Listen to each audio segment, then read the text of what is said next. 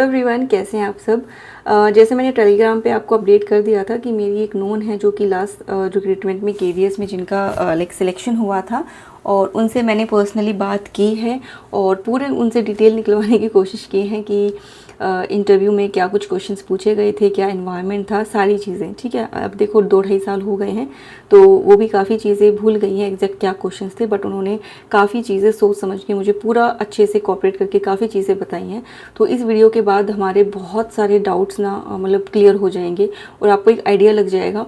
और ये मत सोचना कि इस वीडियो के थ्रू मैं आपको नर्वस कर रही हूँ, कहीं आपको मोटिवेशन भी मिलेगा और कुछ चीज़ पे आपको थोड़ा सा स्ट्रेस भी हो सकता है।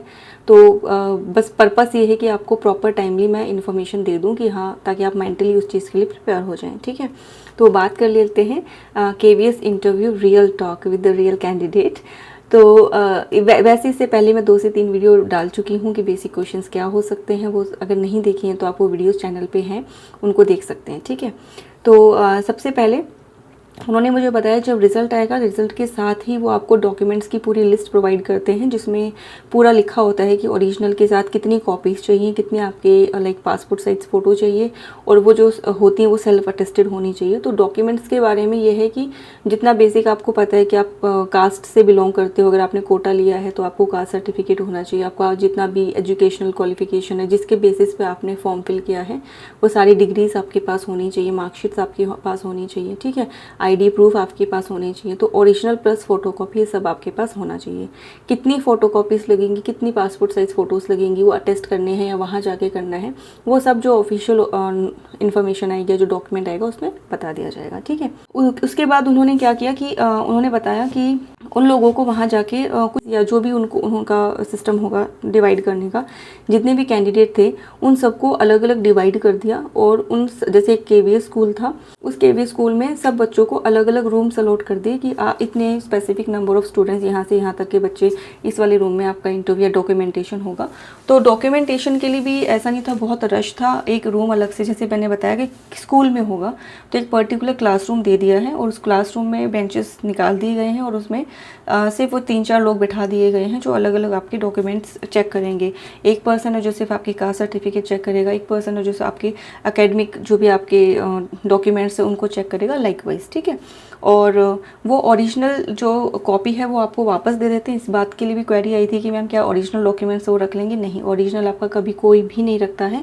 वो जो आप फोटोकॉपीज़ लेके जाते हो वो फोटोकॉपी में एक वो अपने पास रख लेते हैं और उसमें से एक वो अपने आप पहुंचा देते हैं इंटरव्यू पैनल के पास। ठीक है, तो आपके पास आपके ओरिजिनल भी होते हैं जब आप इंटरव्यू रूम में जाते हो, और प्लस उसकी एक कॉपी आपके पैनल के पास ऑलरेडी पहुँच चुकी होती है। जिस सीक्वेंस में आपका डॉक्यूमेंटेशन होता है सेम उसी सीक्वेंस में आपको इंटरव्यू के लिए बुलाया भी जाता है। जिन बच्चों का डॉक्यूमेंट्स पूरा नहीं होता, कोई आपने अगर डेट वगैरह का इशू है, जैसे कट ऑफ डेट का बहुत बड़ा इशू है कि आपकी जो कास्ट सर्टिफिकेट अगर ओबीसी के हैं तो एनसीएल होना चाहिए, अगर आप एनसीएल नहीं हो तो आप ओबीसी कुछ मायने नहीं है, फिर आप जनरल कैटेगरी के काउंट किए जाओगे। और आपकी जो सर्टिफिकेट है वो कट ऑफ डेट से पहले की होनी चाहिए फॉर श्योर, और बाद की हुई तो एक्सेप्टेबल नहीं होगी। तो डॉक्यूमेंट्स में मैंने आपको पहले भी बताया था, अगर आपके डॉक्यूमेंट्स पूरे नहीं हैं तो आपको डॉक्यूमेंट्स वाले रूम से ही बाहर भेज दिया जाएगा, आपको इंटरव्यू फेस करने का मौका तक भी नहीं मिलेगा। तो केवीएस अपने रूल्स के लिए बहुत ज़्यादा स्ट्रिक्ट है। ठीक है, उसके बाद वो ये बायोमेट्रिक रूम अलॉट होता है, वहाँ पे आपकी पिक्चर वगैरह लाइव फ़ोटो होगी जैसे आप एग्ज़ाम देते टाइम हमारी हुई थी, वो सारी चीज़ें बेसिक फॉर्मेलिटीज़ होंगी। ठीक है, तो मतलब आपको बहुत ज़्यादा ऐसा सोचने की ज़रूरत नहीं क्या होगा क्या नहीं, सब सीक्वेंस में और सब सिस्टमेटिक तरीके से होता है। वहाँ पे प्रॉपर आपको गाइडेंस उस चीज़ की मिल जाएगी। देन आपको जो मैंने उनसे पूछा कि क्या वहाँ पे रिज्यूमे फिल करवाया जाता है, and then she said yes कि वहीं हमें एक पेज दिया जाता है जिसमें हमें बेसिक अपना पूरा मतलब प्रिंटेड रहता है ऑलरेडी, उसमें बस हमें वो क्रेडेंशियल अपने फिल करने होते हैं। लाइक जहाँ क्वालिफिकेशन पूछा वहाँ क्वालिफिकेशन, जहाँ नेम का कॉलम है वहाँ नेम। तो वहाँ हॉबीज़ का भी एक कॉलम होता है जो मैंने आपको लास्ट वीडियो में भी बताया था कि हॉबीज़ का कॉलम होगा, और हॉबीज़ जो आप लिखोगे स्मार्टली लिखना, क्योंकि वो हॉबीज़ से क्वेश्चन पूछ सकते हैं। ज़रूरी नहीं है पूछें, बट देयर आर चांसेस। ठीक है, वो वीडियो में आपको आगे पता चलेगा कि वो किस लेवल तक के क्वेश्चंस पूछ सकते हैं। मतलब आपकी एक्सपेक्टेशन नहीं होगी, ऐसे फील्ड से भी वो क्वेश्चन आपके पूछ सकते हैं आपसे। तो काफ़ी हद तक आपका लक फैक्टर भी डिपेंड करता है कि अगर किस्मत साथ नहीं देगी या ये नौकरी हाथ में लिखनी नहीं होगी ना, तो बहुत पता नहीं क्या क्या ही पूछ लेंगे वो। ठीक है, तो एक एनओसी आपसे फिल करवाते हैं। मैंने ये देखो सारी चीज़ें उनसे बात करके कॉल पे ये सारी चीज़ें 2-3 पेज पे लिख ली थी, सो दैट कोई भी चीज़ मिस नहीं हो जाए। तो मैं उसी सीक्वेंस में बताई जा रही हूँ, ठीक है। हो सकता है कुछ चीज़ें ऊपर नीचे हो जाएँ, तो बट कोशिश करिए एक सीक्वेंस में हम चीज़ों को लेके चलें। आपसे वो एक एनओसी फिल करवाएंगे। एनओसी इस बात का नो ऑब्लिगेशन सर्टिफिकेट, जिसमें आपसे पहले ही वो सिग्नेचर करवा लेंगे कि आपकी ऑल इंडिया में कहीं पे भी पोस्टिंग आ सकती है और आप बाद में इस चीज़ के लिए ऑब्जेक्शन मत उठाना, ठीक है। और ये हमें पता ही है कि जो भी सेंटर की जॉब होती है, चाहे वो किसी भी फील्ड की हो, वो ऑल इंडिया लेवल की होती है। आपको कहीं पे भी किसी हार्ड स्टेशन में भी आपको पोस्टेड किया जा सकता है, ठीक है। तो सेम सीक्वेंस रहेगा आपका जो उसका था डॉक्यूमेंटेशन का, सेम उसी सीक्वेंस में आप इंटरव्यू के लिए जाएंगे। देन इंट्रोडक्शन के बारे में मैंने उनसे पूछा, तो शी सेड कि यूजुअली वहाँ पे कैंडिडेट से इंट्रोडक्शन पूछा जा रहा था, दैट इंट्रोड्यूस योरसेल्फ, और फिर उसी इंट्रोडक्शन में से उनसे क्वेश्चंस निकाले जा रहे थे। बट उनके टर्म में उनसे इंट्रोडक्शन नहीं पूछा, डायरेक्टली उनसे कुछ बेसिक क्वेश्चन ऐसे नॉर्मल कॉन्वर्जेसन हुआ, उनके बारे में पूछा, अच्छा कहाँ से पढ़ाई करी है, क्या किया है। तो उन्होंने KVS से लाइक हम KVS स्कूल टाइम से हम साथ हैं, वो मेरी फ्रेंड है, तो उन्होंने भी KVS से ही एजुकेशन ली है। मेरी भी पूरी जो एजुकेशन है वो KVS से हुई है। तो उन्होंने बताया कि KVS से मैं पढ़ी हुई हूँ, और फिर उन्होंने पूछ लिया कि KVS में और जो प्राइवेट स्कूल्स हैं उनमें क्या डिफरेंस है, ठीक है। तो उन्होंने डिफरेंस बताया, देखा मतलब जो वो आप बोलोगे ना उसी से ही क्रॉस क्वेश्चनिंग, एंड देन उन्होंने उसका आंसर कर दिया। और उसके बाद उन्होंने जो मेरी फ्रेंड थी वो स्काउट एंड गाइड में थी, तो उन लोगों ने उससे स्काउट एंड गाइड का मीनिंग पूछा, ठीक है, कि क्या पर्पस होता है, उसका क्या स्लोगन होता है, ये सारी चीज़ें भी पूछी। मतलब वही मैं कह रही हूँ, जो भी बोलो ना वो पहले से प्रिपेयर करके जाना। ऐसा मत सोचना कि इंटरव्यू आएगा तब देखेंगे ऑन द स्पॉट, हम तो बड़े महारथी हैं, हम तो इंटरव्यू फेस कर सकते हैं, ठीक है। वो एक कॉन्फिडेंट होना एक अलग चीज़ है, लेकिन ऐसे क्वेश्चंस के लिए भी आप रेडी रहना। आप इसलिए पहले ही 8 से 10 बार या जितना भी हो सके आप प्रैक्टिस करो, सो दैट कुछ भी अगर ऐसा होता है ना कि कोई भी आपसे रैंडम क्वेश्चन पूछ ले तो वो आपको जवाब आए, एटलीस्ट आप अपने वर्ड्स पे आपको कंट्रोल रहे कि यार मैं इतना इतना ही वहाँ पे बोलूँगा जो मेरी तरफ से श्योर है।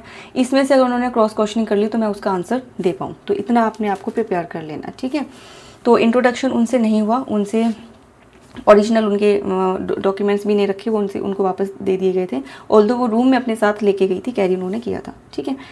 और जो क्वेश्चंस उनसे पूछे थे वही कि KVS और अदर स्कूल्स में क्या डिफरेंस है, देन स्काउट एंड गाइड के से रिलेटेड, क्योंकि उन्होंने बोला कि स्काउट एंड गाइड का वो एक मेंबर रही थी, तो उससे रिलेटेड उनसे क्वेश्चन पूछ लिए। देन उनसे क्वेश्चन पूछा था सिंपैथी वर्सेस एपैथी, इनमें क्या डिफरेंस है। एंड शी सेड कि जितने भी लोगों से जो बाकी कैंडिडेट्स थे, मतलब बहुत ज़्यादा इंटरेक्शन नहीं हो पाया, क्योंकि जिनका इंटरव्यू हो रहा था वो ऑब्वियसली वहाँ पे नहीं रुकेगा, वो सीधा बाहर जा रहा था, तो बहुत ज़्यादा उनसे नहीं हो पाया। लेकिन बाद में जैसे उनकी पोस्टिंग जहाँ पे हुई, वहाँ पे जो भी कैंडिडेट थे जो उनके वाले सर्कल में रिक्रूट हुए थे सेम ईयर में, तो उनसे जब डिस्कशन हुआ तो उन्होंने उस बेसिस पे मुझे बताया है कि एक तो ये सिंपैथी एपैथी वाला क्वेश्चन लगभग पूछा गया है कि दोनों में क्या डिफरेंस है। उसके बाद जो 21st सेंचुरी स्किल्स हैं उनके बारे में पूछा गया है। NEP में को अच्छे से पढ़ के जाएँ, NEP में जितने भी कीवर्ड्स हैं, जो अच्छे अच्छे कीवर्ड्स हैं, जो कोई अलग सा यूनिक सा वर्ड है, उसके बारे में पूछा गया है, ठीक है। और अगर आप लोग कहेंगे तो मैं NEP से जितने भी सजेस्टेड क्वेश्चंस बन सकते हैं वो मैं आपके लिए बना दूंगी, अगर आप कमेंट करेंगे तो, ठीक है। अगर ज़्यादा कमेंट्स आए तो ही मैं इस पर एफर्ट करूँगी, अदरवाइज़ नहीं करूँगी, ठीक है। तो NEP के जितने भी कीवर्ड्स हैं उनको अच्छे से पढ़ के जाए, NEP से कुछ भी पूछ सकते हैं, क्योंकि अब जितनी भी बुक्स वगैरह हैं या जो भी हमारा इवन प्राइवेट स्कूल्स में भी जो भी सिस्टम चल रहा है सब कुछ NEP के अकॉर्डिंग चल रहा है। तो NEP is really very important. Spelling test, क्योंकि उनका PRT था तो उनसे स्पेलिंग टेस्ट करवाए गए थे, उनको रैंडम वर्ड बोल दिया, इंटरव्यू के बीच में बोल दिया चलो इसकी स्पेलिंग लिख के दिखाओ। और जैसे मैंने आपको बताया नॉर्मल आपकी क्लासरूम थी और वहाँ पे जो नॉर्मल ब्लैक बोर्ड होते हैं तो आपको चौक से वहाँ लिखना है। हो सकता है कुछ सेंटर ऐसे हो जहाँ पे वाइट बोर्ड की फैसिलिटी हो तो वो वहाँ पे वाइट बोर्ड भी हो सकता है, ऐसा कंपल्शन नहीं है कि आपको ब्लैक या ग्रीन बोर्ड ही मिलेगा, डिपेंडिंग ऑन द स्कूल कि कहाँ पे आपका सेंटर आया है। वहाँ पे वाइट बोर्ड और मार्कर भी मिल सकता है या फिर ब्लैक या ग्रीन बोर्ड विद चौक भी आपको मिल सकता है, ठीक है। तो उनको स्पेलिंग टेस्ट हुआ था कि इंग्लिश और हिंदी के कुछ टर्म्स उनको दी थी, मतलब कुछ वर्ड्स दिए थे और उनको लिखना था। कुछ उनको हिंदी में सेंटेंस बोले थे और वो सेंटेंस बोला कि इसको इंग्लिश में फ्रेम करके लिख के दिखाओ। तो बोर्ड पे उनको बोला गया था जिसमें वो चेक कर रहे थे कि इनकी स्पेलिंग पे कितना कमांड है, इनकी राइटिंग कैसी है और बोर्ड पे को किस तरीके से यूज़ कर रही हैं। क्योंकि अगर आप फर्स्ट टाइम बोर्ड पे लिख रहे हो तो चांसेस ये हो जाते हैं कि जब आप लिखते हो ना तो आपकी लाइन ऐसे टेढ़ी जाती है, आप लिख रहे हो लिखते लिखते लिखते आप ऐसे जाओगे और आपको होना चाहिए आपका हाथ सीधा, वो आपका खड़े होने का पोस्चर भी देखते हैं। जब भी आप बोर्ड पे कुछ लिखा रहे हो तो आप जैसे सपोज़ मैं आपको पढ़ा रही हूँ और मान के चलिए जो स्क्रीन है यानी जो आपका फेस है, जो मुझे ये देख लो, ये जो मेरा हाथ है ये मेरा क्या है, ये बोर्ड है। और अब मैं लिख रही हूँ तो मैं इसको ऐसे ऐसे करके लिख रही हूँ। मेरा फेस ऐसे नहीं होना चाहिए, मेरे को थोड़ा सा ऐसे रहना है, ठीक है, ऐसे इस तरीके से। सपोज ये बोर्ड है, ठीक है, और मैं लिख रही हूँ। मैं अभी भी अपनी क्लास में ऐसे ही पढ़ाती हूँ, सब जगह यही सजेस्ट किया जाता है। अगर अच्छे इंटरव्यूअर्स होंगे आपके तो वो आपको उसी दिन कर देते हैं सजेस्ट कि आप मैम इस तरीके से पढ़ाएं। तो मैं तो शुरू से ही ऐसे पढ़ाती हूँ, ठीक है। तो आपको थोड़ा सा टेढ़ा होना है सो दैट आप लिखते लिखते बच्चों को ऐसे देख सको। ये पर्पस होता है कि आपने ऐसे कर लिया, आपकी पीठ हो गई, बच्चों को पता है कि आप उनको नहीं देख पा रहे हो, तो वो ज़्यादा क्लास में डिस्टर्बेंस क्रिएट करते हैं। तो ये बॉडी पोस्चर से भी वो चेक करते हैं। समझ में आ गया जो मैं बता रही हूँ? कैसे थोड़ा सा साइड में होके इस तरीके से लिखना है कि आप बोर्ड मतलब उनको लगे कि हाँ ये कभी भी पलट के हमें देख सकती है, ठीक है। चलिए ये हो गया। उसके बाद उनसे विलोम शब्द के बारे में पूछा था, हिंदी के कुछ विलोम शब्द उनके बारे में उनसे पूछा था, लिखने के लिए बोला था। और उनसे बोला था कि अगर आप कर्सिव लिख सकते हो तो कर्सिव लिख के दिखाओ। तो कर्सिव अगर नहीं आती है तो प्रैक्टिस कर लेना। कर्सिव पीआरटी में बहुत डिमांडिंग होती है, ठीक है, कर्सिव हैंडराइटिंग। देन उनको एक रैंडम क्वेश्चन दे दिया था कि असेंबली है, ठीक है, एक सिचुएशन दे दी, जो भी मैंने आपको बोला था लास्ट वीडियो में भी, कोई भी सिचुएशन बेस्ड आपको क्वेश्चन दे सकते हैं। कोई भी एक सिनेरियो क्रिएट कर देंगे, क्लासरूम में ऐसा सीन हो गया, स्कूल में ऐसा हो गया, या पेरेंट्स के साथ ऐसा हो गया, बताओ आप कैसे डील करोगे, तो इस टाइप में। तो उनको क्या बोला कि असेंबली है और ऑन द स्पॉट आपको एक टॉपिक पे स्पीच देनी है। The topic is importance of book पे के ऊपर, कि बच्चों को समझाना है what are the importance of book in their life. तो उसके लिए उनको टाइम दे दिया था कि आप 2-3 मिनट चाहो आप सोचो, साइड में बैठ जाओ, आराम से सोचो और फिर आप बता सकते हो, मतलब पूरा तसल्ली से। उसका सेकेंड हाफ में इंटरव्यू था, लाइक लंच के बाद। तो ऐसा नहीं है कि पैनल हरी में था कि बस अब छुट्टी करो हमें भी घर जाना है, ऐसा नहीं था। बोलो पूरा तसल्ली से 20 to 25 मिनट्स तक उनका लाइक जो इंटरव्यू डेमो था वो गया था। तो आप मान के चलिए 5 से 10 मिनट का उनका डेमो हुआ था और उसमें सारा मिक्स आ गया, लाइक जो भी उनको लिखना पूछना था। असेंबली हो गई, तो असेंबली में इंपॉर्टेंस ऑफ बुक, क्योंकि टॉपिक इंग्लिश में है तो उनको एक्सपेक्टेड है इंग्लिश में ही सुनना था। बाकी जो मैंने उनसे पूछा तो शी सेड कि बाइलिंगुअल चलेगा, मतलब कोई भी लैंग्वेज के चक्कर में आप कम्युनिकेशन को ख़राब मत करना। अगर आप हिंदी में कंफर्टेबल, आप हिंदी में जाओ, आप कोशिश करो बाइलिंगुअल रहो। और अगर आप अच्छा है, आप बहुत अच्छी इंग्लिश बोल सकते हो, आपने प्रैक्टिस कर ली, तो आप इंग्लिश में जा सकते हो। लेकिन वहाँ इंग्लिश बोलने के चक्कर में अपनी इंसल्ट मत करवा के आ जाना कि कम्युनिकेट ही नहीं कर पा रहे, वहाँ जाके कर रहे हो बीच बीच में, तो वो नहीं होना चाहिए। सो इधर इट इज़ बेटर कि आप बाइलिंगुअल के साथ जाओ, ठीक है। और अगर वो क्वेश्चंस इंग्लिश में पूछें, ये उनका ही सजेशन था कि अगर वो आगे से आपसे इंग्लिश में पूछ रहे हैं तो ट्राई करो कि आप इंग्लिश में ही जवाब दो। उनको ये नहीं होना चाहिए कि ये बोल ही नहीं पा रही है पर्सन, ठीक है, कैंडिडेट इंग्लिश में बात ही नहीं कर पा रहा, तो आपको अपना लूज पॉइंट नहीं देना है। और बहुत अच्छा होगा अगर आप इंग्लिश में कम्युनिकेट कर पाते हो। देन उन्होंने बताया कि पीआरटी का, मतलब बाकी पोस्ट का उनको आइडिया नहीं है, हो सकता है सब पोस्ट का ही हो, बट उन्होंने बोला जो पीआरटी था उनका जो जनरल कैटेगरी का, ये भी एक बात मुझे पता चली, मुझे पहले नहीं पता था कि जनरल जो कैटेगरी वाइज है उन सब का अलग अलग जगह पे सेंटर आया था, जितने भी जनरल कैटेगरी के थे पीआरटी के। अब उनको ये श्योर नहीं है कि पीआरटी, टीजीटी और पीजीटी सबका ही एक जगह आया था या ओनली पीआरटी, पर पीआरटी का उनको श्योर है कि पीआरटी में जो जनरल कैटेगरी के लोग थे उनका बॉम्बे में आया था, और बॉम्बे, और उनका जो मेरी फ्रेंड है वो ओबीसी कैटेगरी से हैं तो उनका चंडीगढ़ में आया था। देन शी सेड कि उनका जो पैनल था वो बाइलिंगुअल में कंफर्टेबल था और उन्होंने उसको भी कंफर्टेबल फील कराया, ऐसा उनको इंग्लिश का बहुत ज़्यादा वो नहीं था। बट जिनका बॉम्बे आया था, ठीक है, वहाँ पे इंग्लिश को ज़्यादा इंपॉर्टेंस दी जा रही थी, वहाँ पे दिक्कत आ रही थी। अगर आप बाइलिंगुअल यूज़ कर रहे हो, आप हिंदी वर्ड्स यूज़ कर रहे हो, तो ये भी आप देख के चलना कि आपका सेंटर कहाँ है। अगर आपका सेंटर ऐसे एरिया में आया है जहाँ पे हिंदी वहाँ के लोगों को कम आती है, तो ऑब्वियसली आपका इंग्लिश पे ज़्यादा फोकस होना चाहिए। और अगर अपना नॉर्थ एरिया में कहीं पे भी आता है तो बाइलिंगुअल आपका चल जाएगा, ठीक है। तो इस चीज़ का ध्यान रखना। ओवरऑल मैं कहूँगी लैंग्वेज के मामले में या इंग्लिश पे थोड़ी सी कमांड कर लीजिए, थोड़ा प्लस पॉइंट बन जाएगा, ठीक है। उसके बाद बात ये होगी इंटरव्यू का, ये इंटरव्यू था उनका सारा कुछ। अब बात करते हैं हम डेमो की। डेमो में क्या हुआ था कि मेरी फ्रेंड ने सजेस्ट किया कि वैसे तो वो जो भी टॉपिक्स लेके तैयार करके गई थी, तो उन्होंने वहाँ पे जैसे कि क्योंकि पीआरटी है तो वहाँ पे फर्स्ट टू 5th तक की सारी बुक, सारे सब्जेक्ट्स की बुक रखी होती क्लास में। ये फर्स्ट की सारी बुक्स, ये सेकंड की, ऐसे पूरा पाइल बना के रखा होता है, और ताकि अगर कैंडिडेट को चाहिए तो वो बुक उठा लें, या पैनल भी उसमें से कोई अगर बुक में से क्रॉस वेरीफाई करना चाहे तो कर सकता है। तो पूरी बुक्स वहाँ पे रखी रहती हैं। तो उन्होंने बोला कैंडिडेट को कि आप जो टॉपिक करके लाए हो आप डेमो उस पर दे सकते हो, उन्होंने बोला आगे से। बट मेरी फ्रेंड को या तो किसी और ने सजेस्ट किया होगा, जैसा भी था, उन्होंने बोला कि मैंने उनको ये बोला कि नहीं, जो आप चाहते हो टॉपिक, मैं उस पर डेमो देने के लिए रेडी हूँ। रीज़न बिहाइंड दिस कि ऐसा करने से क्या है कि पैनल सामने वाले कैंडिडेट के लिए थोड़ा सा पॉजिटिव हो जाता है कि ये पर्सन इतना कॉन्फिडेंट है, ठीक है, कि ये हमें बोल रहा है, तो हम जो भी बोलेंगे मतलब इस मीन्स वो वेल प्रिपेयर्ड है। अब देखो जहाँ इतना ज़्यादा कंपटीशन है, उस कंपटीशन में अगर आप थोड़ा सा भी कुछ अच्छा कर गए तो आप वैसे ही भीड़ से अलग हो जाओगे। तो आपको वो नहीं करना जो सब कर रहे हैं, आपको उन चीज़ों से नहीं डरना जहाँ पे सब डर रहे हैं। आप जिस चीज़ का डर है ना सबको, उसी चीज़ को अपना स्ट्रॉन्ग पॉइंट बना लो, क्योंकि टाइम है। तो उन्होंने उनको बोला कि आप जो टॉपिक बोलोगे I will give demo on that topic. तो उन्होंने चूज़ किया कि 5th क्लास की मैथ्स का एक टॉपिक है लाइन्स एंड एंगल्स, ठीक है। और मेरी फ्रेंड के साथ ये हुआ कि वो लाइन्स वाला टॉपिक प्रिपेयर करके गई थी, और जैसे ही उसने लाइन्स का टॉपिक पढ़ाना स्टार्ट किया, उन लोगों ने बोला कि आप एंगल्स पढ़ा दो। तो although she was not prepared very well about the angle topic, लेकिन उन्होंने मैनेज कर लिया एनी हाउ। और उन्होंने पूरा अपने जैसे फिंगर्स होती हैं इस टाइप से, इनका यूज़ करके ऐसे करके, तो ये इस तरीके से एंगल समझाया। तो कह रही कि जिस तरीके से मैंने उनको एंगल समझाया, लाइक अपने बॉडी पार्ट्स को यूज़ करते हुए, अपने फिंगर्स को यूज़ करते हुए, बॉडी स्ट्रक्चर को यूज़ करते हुए, और क्लासरूम में जैसे लाइक विंडोज़ हो गई, आपके जो वॉल होता है, कॉर्नर्स होते हैं, बेंचेस होते हैं, उन सब को यूज़ करते हुए मैंने उनको एंगल समझाया। तो वो क्योंकि एक प्रॉप का काम किया, आपने ये नहीं कि बोर्ड पे आप थ्योरी पढ़ा रहे हो बच्चों को, वो एक सिग्नल किया कि ये लोग एक्टिविटी के थ्रू ये टीचर करवा सकती है। आपको ये टैलेंट दिखाना है कि हाँ बच्चों को एक्टिविटी के थ्रू करवा सकते हो, क्योंकि NEP अब ABL के ऊपर ज़्यादा फोकस कर रहा है, एक्टिविटी बेस्ड लर्निंग। तो जितना आप प्रॉप्स यूज़ करोगे, अब देखो इंटरव्यू में अपने खुद के बनाए हुए प्रॉप्स तो लेके नहीं जाते, ठीक है, नहीं लेके जा सकते आप। तो आप कोशिश करो कि आप अपने बॉडी गेस्चर्स से, अपने बॉडी लैंग्वेज से, या फिर जो आपके क्लासरूम में जो भी चीज़ें उनके थ्रू आप कैसे उनको समझा सकते हो चीज़ों को।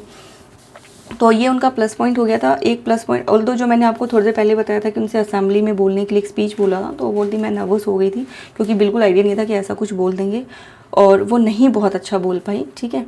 तो वो एक उनका एक ख़राब पॉइंट हुआ था। उसके अलावा उन्हें जो एंगल्स वाला पॉइंट था कि मतलब पहला जो कि उनको खुद से बोला कि आप लोग टॉपिक बताओ, वो उसका प्लस पॉइंट गया। सेकंड जो उसने एंगल्स वाला टॉपिक दिया, और जो खुद लाइक फिंगर्स को यूज़ करके, जो भी चीज़ें उन्होंने अपने सराउंडिंग में यूज़ करके उनको जो एक्सप्लेन किया, वो चीज़ प्लस पॉइंट पे गई, ठीक है। और डेमो बाइलिंगुअल चला था, ऐसा नहीं कि इंग्लिश टू इंग्लिश चला था, ऑल्दो उन्होंने कोशिश करी थी कि वो मैक्सिमम चीज़ें इंग्लिश में बोले, लेकिन बाइलिंगुअल गया था, ठीक है। और बस यही था इसके लिए। और मैं एक बार चेक कर लेती हूँ, हाँ और भी आगे है उन्होंने उनको बोला कि बच्चों को आप कोई बच्चों वाले गाने, कोई बच्चों वाली पोएम हो गई, बच्चों वाले गाने, क्योंकि PRT टीचर है, तो उनसे वो पूछा गया कि बच्चों के हिसाब से का कोई गाना सुना के बताओ। तो उनको बस बाई चांस उन्होंने कोई वीडियो देखी थी किसी की, और जब अपनी डेमो इंटरव्यू की प्रिपरेशन कर रहे थे तो किसी की देखी हुई उन्होंने, तो उसको बाई चांस वो चीज़ याद आ गई, और उन्होंने विद एक्शंस, लाइक जो भी आप कविता सुना रहे हो, आप सोचो छोटे बच्चों को सुना रहे हो, तो आप जो भी कविता है आप उसको अच्छे से देखो। जो PRT की प्रिपरेशन कर रहे हैं उनको अच्छे से पता होगा, मैं एक्टिंग करके नहीं बता सकती, मुझे नहीं पता ना, मुझे कोई कविता याद है, मुझे पता भी नहीं कौन सी कविताएं होती हैं छोटे बच्चों की क्लासेस में।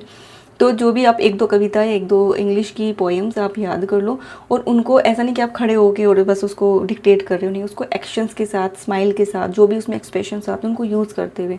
तो ये उन्होंने बहुत अच्छे से सुनाई थी। इंग्लिश की कोई एक सॉन्ग था, पोएम उन्होंने यूज़ करी, और विद एक्शन, जैसे होता है ना बच्चों को एक्साइटेड करने के लिए, तो प्रॉपर विद एक्शंस उन्होंने सुनाया, तो ये भी उनका एक प्लस पॉइंट गया था, ठीक है। उसके बाद ये तो हो गया उनका, लेकिन उन्होंने और सजेशंस दिए कि जब उनकी बाकी लोगों से बात हुई तो वहाँ से क्या पता चला, ये समझो, ये बहुत इंपॉर्टेंट है, और ये चीज़ थोड़ा सा आपको डरा सकती है। उन्होंने बोला कि जो आपने क्वालिफिकेशन की हुई है उनसे तो बाई चांस कुछ नहीं पूछा, उनसे तो जस्ट सब्जेक्ट रिलेटेड पूछ लिया, भाई PRT में है तो उस बेसिस पे। कुछ लोगों से उनकी जो एकेडमिक क्वालिफिकेशन रही है, जैसे कि किसी ने BA किया है तो BA के सब्जेक्ट पूछ लिए। तो मैं क्यों बता रही हूँ कि आप से कुछ भी पूछ सकते हैं, तो आप हर लेवल के लिए रेडी रहिए कि जो भी आपका रिज्यूमे में आपने चीज़ें लिख दी हैं, एटलीस्ट एक ओवरऑल आइडिया आपको होना चाहिए बीएड में क्या था, कौन कौन से सब्जेक्ट्स थे, आपको पता होने चाहिए, ठीक है। बीएड में भी हमें पेडागोजी पढ़ाते हैं, तो ये एक बार थोड़ा थोड़ा अपना इंडेक्स में नज़र मार लेना और देख लेना किस चैप्टर में क्या है। बहुत ज़्यादा डीप में नहीं जाएंगे, लेकिन पूछ सकते हैं क्रॉस क्वेश्चन। आपने लाइक BA का आपने कोई भी टॉपिक सब्जेक्ट बताया, तो सब्जेक्ट में पूछ लेंगे अच्छा इस सब्जेक्ट में क्या था, तो आपसे 2-3 टॉपिक एक्सपेक्टेड होगा कि आप बता पाएँ। हो सकता है उन 2-3 टॉपिक्स में से आपसे पूछ अच्छा इसमें बताओ क्या था, इस चैप्टर में क्या पढ़ा था, इससे क्या समझते हो। अगर आपने कोई कीवर्ड यूज़ कर लिया तो पूछ लेंगे इस कीवर्ड में का क्या मीनिंग है, ठीक है। लाइक चाइल्ड डेवलपमेंट पेडागोजी, तो आपसे पूछ सकते हैं what does the pedagogy means, क्या होता है पेडागोजी का मतलब, क्या सीखते हो इसमें आप, ठीक है। तो इस टाइप से आपसे पूछे जा सकते हैं, तो इन चीज़ों के लिए तैयार रहना। ठीक है, अब बात करते हैं कि मेंबर जो पैनल के थे वो कैसे थे, कितने थे और क्या उनका रवैया था कैंडिडेट को लेकर। तो टोटल जो पैनल में मेंबर थे वो 5 मेंबर्स थे, जिसमें एक फीमेल थी, बाकी सारे मेल थे, यानी 4 मेल और 1 फीमेल। ठीक है, एक उसमें साइकोलॉजिस्ट था, जो मैंने आपको लास्ट वीडियो में बताया था कि वो सिर्फ आपको ऑब्जर्व करेगा कि आप स्ट्रेस को किस अकॉर्डिंग मैनेज कर पा रहे हो और आप किस तरीके से आंसर कर रहे हो। आई कॉन्टैक्ट सबसे करना है, ऐसा नहीं कि जिसने आपसे क्वेश्चन पूछा आप सिर्फ उसी को देख के, क्योंकि अगर आप एक ही पर्सन से आई कॉन्टैक्ट कर रहे हो ये भी शो करता है कि आप नर्वस हो, आप स्ट्रेस मैनेज नहीं कर रहे। तो आपको सबके साथ कॉन्फिडेंस में, ये नहीं कह रही कि आपको स्माइल करते रहना पूरा टाइम हंसते हुए, ज़्यादा स्माइल भी नहीं करना, वो भी नेगेटिव जाता है। आप जस्ट नॉर्मल रहो, ठीक है, और सबसे आई कांटेक्ट करते हुए आपको आंसर करना है, सिर्फ एक पर्सन के ऊपर ही फोकस नहीं करना। तो जो साइकोलॉजिस्ट है वो आपसे कुछ नहीं पूछेगा, वो सिर्फ साइलेंटली बैठ के आपसे क्वेश्चन आंसर्स करेगा। ठीक है, तो ये नेगेटिव पॉइंट जाएगा अगर आपने सिर्फ एक ही पर्सन से आई कांटेक्ट किया या कर ही नहीं, या दीवारों को देख के बोल रहे हो, तो सबसे आपको इक्वली आई कांटेक्ट करना है। ठीक है, और ऑलमोस्ट उनका जो पैनल था वो गुड था, और बस एक जो सर थे उन्होंने बोला कि जिन्होंने उनको असेंबली का सडन टॉपिक दे दिया था वो थोड़े से उनको लाइक एक सीरियस कैंडिडेट मतलब पैनल के पर्सन लगे, जो बहुत थोड़े स्ट्रिक्ट टाइप के, सीन से सीरियस नहीं मतलब स्ट्रिक्ट टाइप पे, तो वो उनको लगे। बाकी ओवरऑल जो पैनल था वो उनको अच्छा लगा, कॉर्डियल था, सपोर्टिव था। ठीक है, ऐसा नहीं कि जबरदस्ती आपको नर्वस कर रहे हैं। और चलते चलते जो उनकी एक जो मैम मैं बताइए एक फीमेल थी, वो उनकी पोएम से और जितना भी उनका इंटरव्यू से काफ़ी इंप्रेस थी, उनके फेसेस से पता चल रहा था कि वो इम्प्रेस्ड हैं। तो उसको वहीं से वाइब्स आ गई थी कि इंटरव्यू अच्छा हो गया, और उन्होंने उसको ऑल द बेस्ट भी बोला। तो वो ऑल द बेस्ट उनके और उनके फेस के एक्सप्रेशंस देख के उसको वाइब्स आ गई थी कि उसका डेमो इंटरव्यू लाइक अच्छा हुआ है।